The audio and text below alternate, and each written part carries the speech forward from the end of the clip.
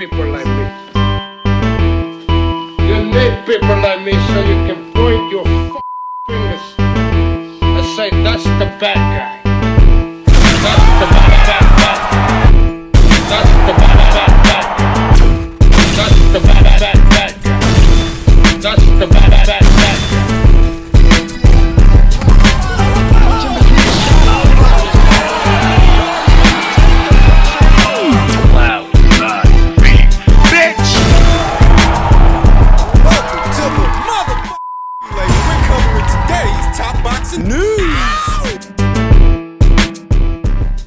Okay, we'll start with this. What was Mizuki Hiruta's dominant defense of her WBO Super Flyweight title against game challenger, durable fighter of Mexico, Gloria Gallardo, who took Mizuki Hiruta's best punches and kept on coming, though not without being reduced to a bloody mess, a bloody nose, bloody mouth, busted lip. The work between Mizuki Hiruta and veteran trainer Manny Robles continues to shine through fight by fight as she becomes progressively better from one fight to the next, mastering the art of hitting and not getting hit. Cornerstone of boxing, you hear it all the time, but that's what it all boils down to. Getting off your punches without being on the receiving end of too many of your opponent's punches. What's even more impressive is that Mizuki Hiruta is able to do this in the pocket. Anybody can get on their ice skates, anybody can get on their bike and stay behind their jab, firing straight punches from the outside to fancy themselves a slickster,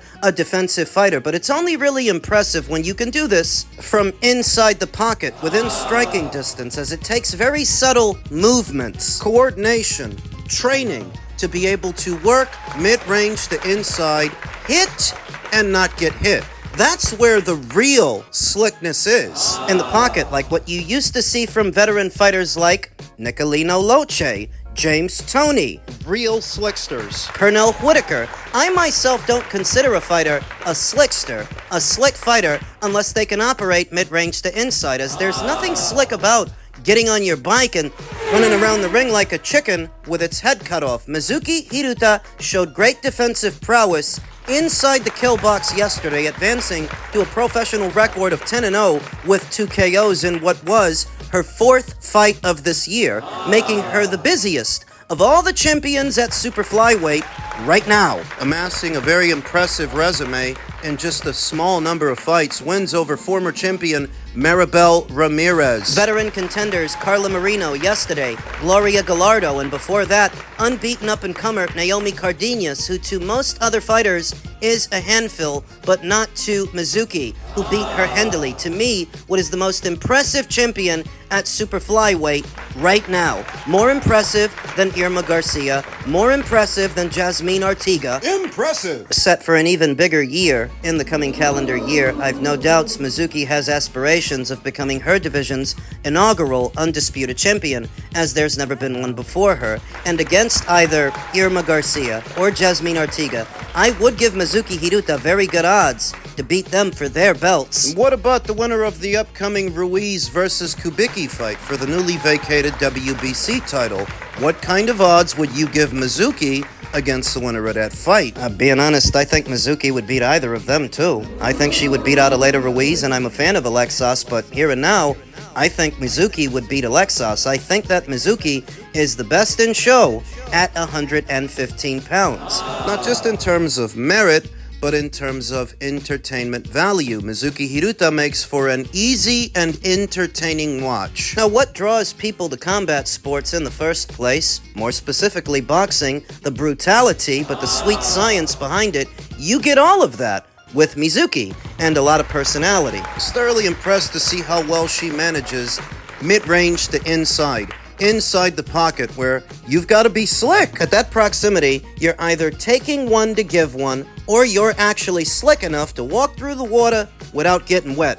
And that's what Mizuki did yesterday on the West Coast. Congratulations to her, WBO champion. As of December 1st, 2022, 3 years later, the reign continues. Garcia, for real, and Henry. I just, Is that Conor Ben then? That's a big money fight over in the UK. If you guys went over to the UK, listen, That will be, no, he's not a champion though, huh? No. No, I don't. No. He has to get a belt or something. Devin would obviously be able to unify if he fought the winner of Barrios and Garcia. Oh yeah. If he got a belt, then of course that sounds good. I mean, I don't know if going over there with our belt for him is the move. I don't know. Triumphant Bill Haney mulls over options alongside veteran boxing scribe Michelle Joy Phelps. But what are Devin's options now that he is a 3-weight world champion after a dominant showing over Brian Gore-Tex? Keep calling him that? Almost immediately, a rematch with Brian Garcia came to mind, especially if Brian beats Mario Barrios in their fight, and I expect that he will. I actually have Ryan knocking out Mario. I expect that Ryan is going to be juiced to the gills the next time we see him, because that fight, unlike his previous one, that fight's going to be a Golden Boy Promotions show, where before, on Turkey's Times Square show, he would have been subject to stringent VADA testing, and it wasn't Golden Boy in charge. The next time they will be, and Ryan will be able to get away with secret sauce, his Bane juice. Ryan himself catching wind of what Bill Haney said. Ryan said, "Fuck you too, Bill. We will be ready. You know what it is." Ryan's gonna win, and most people assume that if he does, the natural course of action is to go straight into a Devin Haney fight for what would be 2 of the 4 major titles at this weight, and a long-anticipated rematch between them that most people thought was dead in the water. After Ryan lost to Rolly. But don't put the cart before the horse when it comes to that rematch, because between Devin Haney's financial demands and Golden Boy Promotions and Ryan, who's to say the Haneys don't ask for too much money? Most people assume that the rematch will be next, and all Ryan has to do is win. But there are problems there. There are obstacles, and one of them are the Haneys' financial demands. They want a lot of money every time they get out there, and I don't know that Oscar De La Hoya himself is going to want to kick it out. Want a lot of money. Though Ryan having won their initial meeting, he's going to want the lion's share, especially if he's got a belt of his own, so that's a problem. The money. And what other problems I foresee in the not-so-distant future? If Ryan wins, Ryan's got options, not exclusive to a Devin Haney rematch. What are his options? Manny Pacquiao fight. A Manny Pacquiao fight between Manny and Ryan that has been talked about for at least 3 years now. That idea has been thrown around. Don't forget about Conor Benn. After Conor Benn's revenge win over Chris Eubank Jr. a few days ago, there was a back and forth between Ryan and Conor Benn. Conor's coming back down to welter. And a fight between Brian and Conroy is actually bigger than a fight between Ryan and Devin. A rematch, I should say. Conor has organic marquee value. It's not manufactured like what you see with Devin. The fuck does that mean? That means that whether people like it or not, people do pay to see Conor Benn fight across the pond in the United Kingdom. So between his following in the UK and Ryan's following in America, that makes for a bigger fight. A transatlantic fight that brings boxing fans from 2 separate shores together. With Devin Devin is boring. When I say that Devin's marquee value is manufactured, what I mean is this kid gets paid a lot of money fight by fight. He's been getting paid a lot of money, but it's never been based on his ability to sell tickets or pay-per-views. It all starts when DAZN debuts in America so many years ago, and they wanted to draw talent to their platform, US talent. So they paid him a lot of money to come over. And it wasn't based on his ability to sell tickets or pay-per-views because he was not yet a big draw. And all these years later, he's not a big draw now. He's not a big ticket seller, but he does get big money. Why? All these years, he's been overpaid by the DAZN platform, migrates over to Top Rank and ESPN for a short while, gets overpaid by them. Now he's really getting overpaid by Turkey El Al Sheikh, who pays above market value to these fighters. It's a problem. Creates a unique problem for Devin Haney because he's been making so much money for so many years now, but it's not actually based on his ability to draw. And I don't know that Oscar De La Hoya is going to want to kick out that kind of money for a Haney rematch, especially when it's not his fighter that needs it. It's Devin. His fighter wins a WBC title. He can go into a fight with Manny Pacquiao. He can go into a transatlantic fight with Conor Benn. Ryan's got options. Now, what are Devin's? The only one that I can think of off the top of my head is perhaps a unification match with newly crowned IBF champion Louis Crocker. He could do that. It had to be a big fight for Louis against a big name, a well-known one. And for Devin, it would be a chance to pick up a second alphabet title, come one step closer to becoming an undisputed champion. Lewis Crocker is a viable option for Devin, of course. That would require Devin to work with Matchroom. Matchroom. What about Rolly Romero? Don't he still got the WBA? Yeah, he does, but he was recently ordered to fight his mandatory challenger, Shakram Gayasov. And I don't know where we are with that. That Shakram Gayasov order has put the nix on what was supposed to be a Manny Pacquiao fight. Ain't heard a lot about that, but that's what's going on with Rolly. I don't know that Rolly is an option for either Ryan or Devin. Not until we get some clarity from the WBA and what's going on with that order. Back to Devin. In becoming a 3-weight world champion this weekend, Haney versus Garcia once again surfaces as a conversation, but like I said, there are obstacles there that might impede that rematch from happening. One is, Ryan has other options. Second is, Devin's got big financial demands, and Oscar may not oblige him. After all, it's not Oscar's fighter that needs that rematch. Still Devin.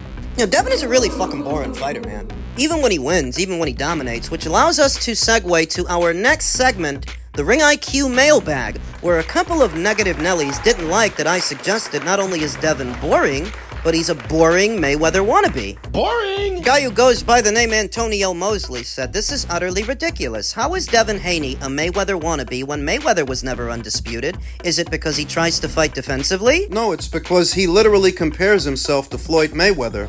Fuck have you been living under a rock? He does it all the time. So does his father. Tonio continued, "Devin Haney successfully did his job and did it his way." Yeah, and it was boring. Somebody calling Devin a boring fighter is not actually grounds for a debate. Nope. It's not a point of contention because a fighter being boring is subjective. Somebody might like the way he fights and somebody else might not. You like that homo style. You like homo fighting and that's all well and good for you, but the way I see it, that guy's boring and I'd rather not see him fight. So what I think is going on here is that Antonio is looking for something to argue about because no one's actually debating who won the fight. It's very obvious who won the fight. And nobody's arguing about that. So he's trying to find something else to argue about because I said Devin is boring, except I'm not the only one that said that. A lot of people say that. A lot of people said that. Antonio continued, "Holy shit, you are low IQ. You literally called him a wannabe Floyd Mayweather." Yes, because he compares himself to Floyd Mayweather all the time. His father does it too. I asked you, how? Since that's a vague claim, since they've both achieved different things. See, this is a guy who's trying to sound smart. Then you claimed Devin Haney compared himself to him. I claimed? You haven't seen all the interviews, the sound bites, the video, the screenshots, the articles where Devin openly compares himself to Floyd? So that you can then ask me why I think he's a Mayweather wannabe. What the fuck are you, stupid? I never denied the comparison. I asked what are their similarities, which you refused to answer the question, which I did know since I literally asked defensively in my first reply. What? But again, in the last debate, you never answered any of my questions, just kept on accusing. Hey, fucking bozo. It's not a debate whether or not Devin is a Mayweather wannabe since he's the one who compares himself to Mayweather all the fucking time.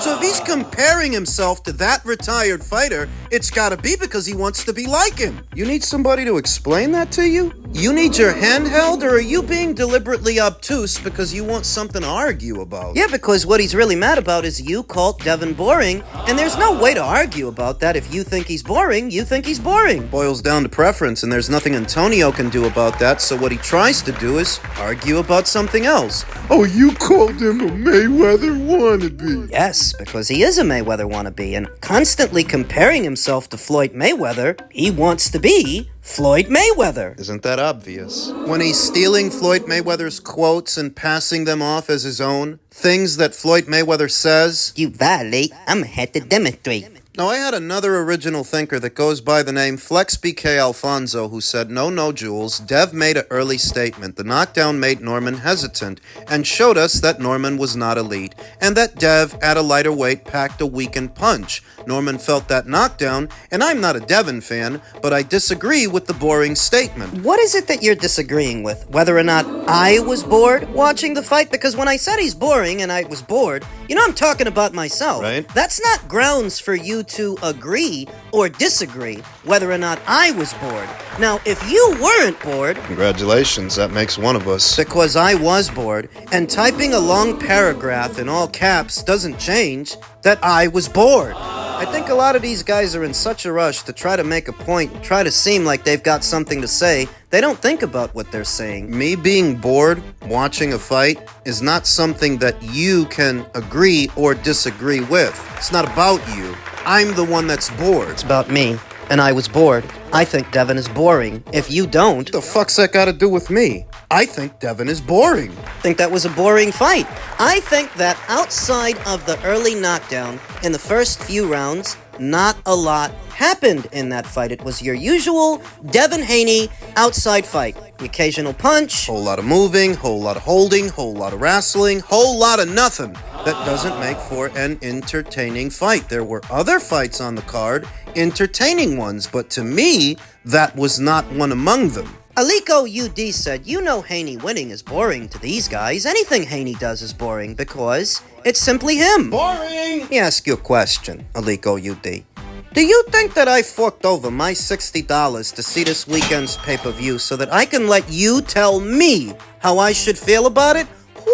Who the fuck do you think you are? Now, seriously, you're getting in your tits. You're getting all defensive about what a complete stranger online thinks about a fight they watched. More importantly, a fight that they purchased, as if you're in some position to castigate them, to castigate me. Which one of us two do you think actually bought the pay-per-view? I'd wager it was me and not you. I can produce my receipt to prove it. Can you produce yours? No. On command? No. I doubt it. Prove me wrong. I'll bet you won't. Prove me wrong. If I go over to Firehouse Subs and I order a chicken club, I pay for it, and I don't like the way it tastes. Yeah. I go to the movies, I watch a movie, I don't like the fucking movie. I paid to see the movie, but I didn't like it. I order a pay-per-view. I watch a co-main event. I'm bored by the co-main event. I mean, do you see what I'm getting at? Do you understand? I'm a customer. I paid to see it. What are you? I paid my hard-earned dollars to see that pay-per-view, and if I think the co-main event was boring, I think the co-main event was boring. You're in no position to tell me what I should think about it. The fuck? And I promise that this is just another one of those boxing hipsters online that doesn't spend 1 red cent on the sport of boxing or pay-per-views, but thinks they can gatekeep what other people say or what other people feel when you don't spend any fucking money. Prove me wrong. At any point after this video is uploaded and you catch wind of it, prove me wrong. Produce your receipt. There are several ways to do it, but I don't think you will, because I don't think you bought it. What's consistent with these boxing hipsters you find online is they don't pay for anything. So who the fuck cares what they think? These sweet science geeks. You think I don't know that the vast majority of people you come across online in a boxing space are people that don't pay for anything? I'm one of the few that does, so I don't need the okay from you to say Devin is boring. fucking boring. So try not to take it so personal, because I'm talking about Devin. I ain't fucking talking about you. Yeah. The fuck are you, his publicist? Gatekeeping comments online to make sure everybody says something nice? He's boring. Even when he wins, he's fucking boring.